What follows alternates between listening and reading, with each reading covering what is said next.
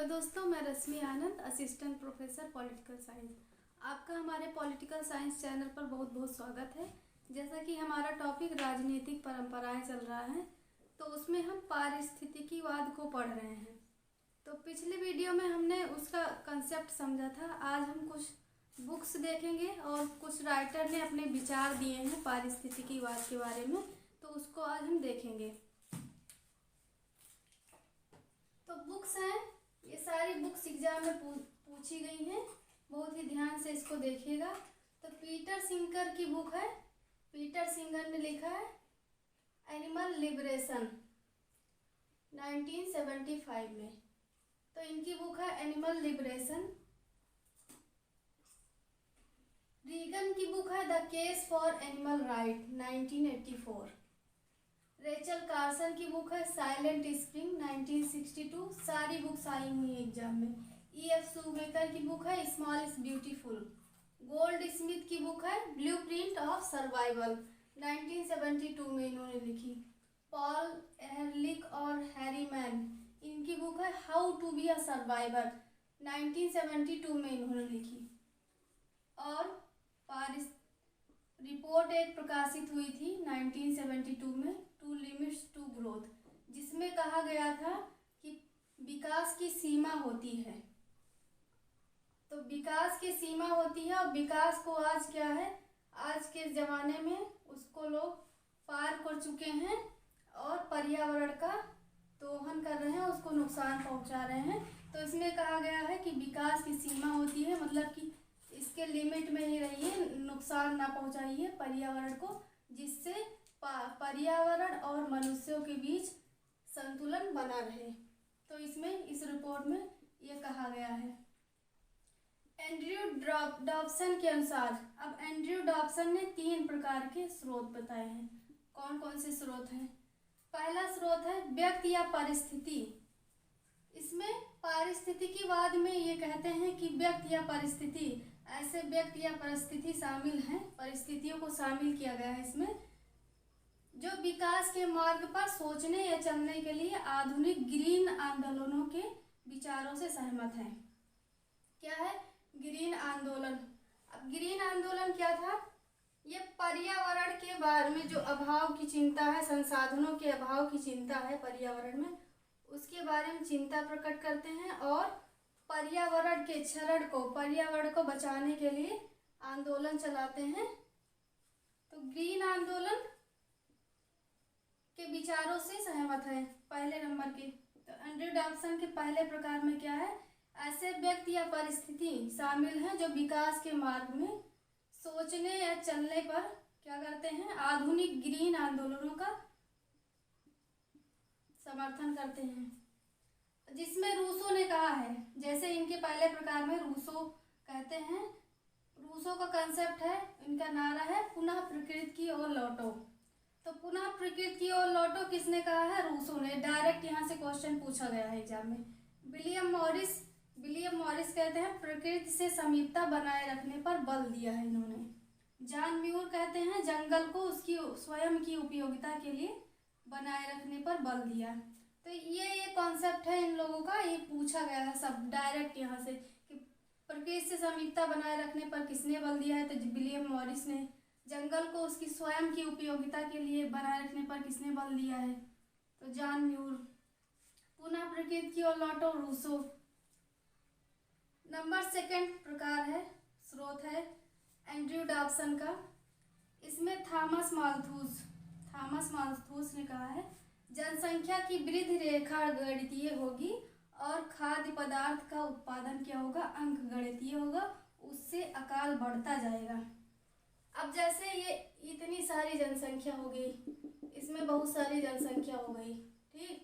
अब खाने का उत्पादन क्या है, उत्पादन कम ही, संसाधन कम है, तो इससे क्या होगा? और जनसंख्या लगातार बढ़ती जा रही है, तो इससे हमारे पर्यावरण को नुकसान होगा, अकाल, भूखमरी, बहुत सारी समस्याएं पैदा होंगी। तो इससे कह रहे हैं कि जनसंख्या की वृद्धि रेखा गणितीय होगी और खाद्य पदार्थ क्या होगा, उत्पादन अंक गणितीय होगा, और इससे बहुत सारी समस्याएं पैदा होंगी। तो हमें प्रकृति के साथ संतुलन बनाकर चलना है और इस प्रकार प्रकृति के संसाधनों का उपयोग करना है जिससे आगे आने वाली जनरेशन को कोई दिक्कत ना हो, उनके लिए भी संसाधन उपलब्ध रहें। तो थॉमस माल्थ्यूस का ये कथन है इनका। यहाँ से भी ये पूरा इतना दे दिया जाएगा, डायरेक्ट पूछ लिया जाएगा किसने कहा है कि जनसंख्या की वृद्धि रेखा गणितीय होगी और खाद्य पदार्थों का उत्पादन अंक गणितीय होगा। किसने कहा? थॉमस माल्थ्यूस ने। नंबर 3 है एंड्रयू डॉब्सन का स्रोत। इसमें क्या कहा गया है? समसामयिक पर्यावरण की घटनाओं से मिलने वाली चेतावनी जैसे भूकंप, बाढ़, सुनामी, अकाल, अतिवृष्टि, अनावृष्टि को मानवीय कृत्य का परिणाम माना गया है। अब इसमें ये कहते हैं अपने तीसरे स्रोत में कि मानव के द्वारा ही ये सारी समस्या पैदा हो रही है। भूकंप, बाढ़, सुनामी, अकाल, बहुत सारी समस्याएं, बाढ़, ये सब क्या हो रहा है? मनुष्य के द्वारा ये समस्याएं आ रही है पर्यावरण में। अब पारिस्थितिकीवाद के दृष्टिकोण डॉब्सन के अनुसार, अब ये तो एंड्रयू डॉब्सन के अनुसार हो गया। अब पारिस्थितिकीवाद के दृष्टिकोण एंड्रयू डॉब्सन के ही अनुसार तो क्या है? ये दो दृष्टिकोण बताते हैं, एक अधिकतमवादी और एक अल्पतमवादी। अधिकतमवादी क्या है? ये संगठित और संकीर्ण विचार के, संकुचित विचार के हैं। इनके अनुसार क्या है? प्रकृति संबंधी विचार को इसमें शामिल नहीं किया जाता है।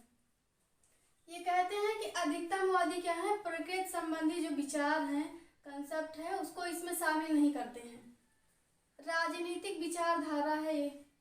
तो अधिकतमवादी मानते हैं कि पारिस्थितिकीवाद क्या है? एक राजनीतिक विचारधारा है जिसमें क्या किया जाता है? पर्यावरणीय क्षति को, जो पर्यावरण को नुकसान हो रहा है, उसको राजनीतिक एवं आर्थिक कारणों को जानने का प्रयास करते हैं और राजनीतिक के माध्यम से क्या करते हैं? उसका निवारण करने पर बल देते हैं। और अल्पतमवादी क्या है? इनके विपरीत हैं। ये नरम तरीका अपनाते हैं और ये पर्यावरण की समस्या को शाश्वत समस्या मानते हैं और पर्यावरण को बचाने का प्रयास करते हैं। ठीक, और यहाँ पर्यावरण को जो क्षति हो रही है उसको निवारण किस तरीके हो रहा है? राजनीतिक तरीके से निवारण किया जा रहा है। किसमें? अधिकतमवादी में। ठीक, और अल्पतमवादी में डायरेक्ट पर्यावरण को बचाने पर प्रयास किया जा रहा है, पर्यावरणीय क्षति को सुधारने पर बल दिया जा रहा है। पर्यावरण के प्रति चेतना जागृत करने वाले गैर सरकारी समूह हैं कुछ पर्यावरणवादी, जैसे ग्रीन्स अथवा फ्रेंड्स ऑफ द अर्थ। ये क्या है? गैर सरकारी समूह हैं। ग्रीन्स अथवा friends of the earth, greens और फ्रेंड्स ऑफ द अर्थ। ये क्या करते हैं? यह मुख्यतः बड़े स्तर पर पर्यावरण को होने वाली क्षति के बारे में जनता को जागरूक करते हैं। जो पर्यावरण को नुकसान हो रहा है, चाहे वो विश्व लेवल पर हो, राष्ट्रीय, अंतर्राष्ट्रीय, स्थानीय लेवल पर हो, तो उसके जो पर्यावरण को नुकसान हो रहा है उसके बारे में क्या करते हैं? जागरूक करने का काम करते हैं। समसामयिक ग्रीन आंदोलन, जो समसामयिक ग्रीन आंदोलन के प्रवक्ता हैं, वो भी क्या करते हैं? प्राकृतिक संसाधनों के अभाव की चिंता के बारे में ये काम करते हैं। मतलब उसके बारे में लोगों को जागरूक करते हैं कि ग्रीन आंदोलन का काम क्या है। पहली बात तो ये जो पर्यावरण को नुकसान हो रहा है, तो जो संसाधनों का दोहन किया जा रहा है उसके अभाव की चिंता को उजागर करते हैं और चेतावनी देते हैं कि हमें सजग रहना होगा, पर्यावरण के संसाधनों का उपयोग इस तरीके से करना होगा ताकि हमारा और प्रकृति के बीच क्या है? संतुलन बना रहे। 1960 और 1970 के दशक में क्या हुआ? ग्रीन आंदोलन अंतर्राष्ट्रीय, राष्ट्रीय और स्थानीय स्तर पर पर्यावरण के क्षरण, पर्यावरण को बचाने के लिए ये काम कर रहा है तब से। ठीक, तो बुक से एक बार यहीं से क्वेश्चन आता है, बुक्स जरूरी है पढ़नी, एक बार हम रिपीट कर देते हैं। और तो पीटर सिंकर की बुक है एनिमल लिबरेशन, इन्होंने कब लिखी? 1975 में। रीगन की बुक है the case for animal right. ये क्या करते हैं? जो स्तनधारी पशु हैं, जानवर हैं, उनके वकालत करते हैं, उनके अधिकारों की। तो इन्होंने 1984 में लिखी, तो रीगन की बुक है the case for animal right. Rachel Carson silent spring 1962 में लिखी है इन्होंने। E.F. शूमेकर की बुक है small is beautiful. Goldsmith की बुक है ब्लूप्रिंट ऑफ सर्वाइवल 1972 में लिखी इन्होंने। पॉल एहरलिक और हैरी मैन की बुक है how to be a survivor, इन्होंने लिखी अपनी बुक 1972 में। और एक रिपोर्ट प्रकाशित हुई थी 1972 में टू लिमिट्स टू ग्रोथ, जिसमें कहा गया था कि प्राकृतिक संसाधनों का हम दुरुपयोग कर रहे हैं और हमें ये प्रकृति के साथ संतुलन बनाकर चलना होगा और प्राकृतिक संसाधनों का इस प्रकार प्रयोग करना होगा ताकि हमारा और प्रकृति के बीच संतुलन बना रहे, ना कि इस तरीके से ग्रोथ करें कि प्रकृति का विनाश ही करते रहें। तो हमारा ये कंसेप्ट आज कंप्लीट हो गया पारिस्थितिकीवाद। एक टॉपिक और रह गया है, उसको हम अगली वीडियो में कवर करेंगे। तो आपको वीडियो पसंद आई हो तो प्लीज़ मेरे चैनल को लाइक शेयर एंड सब्सक्राइब करें। Thank you.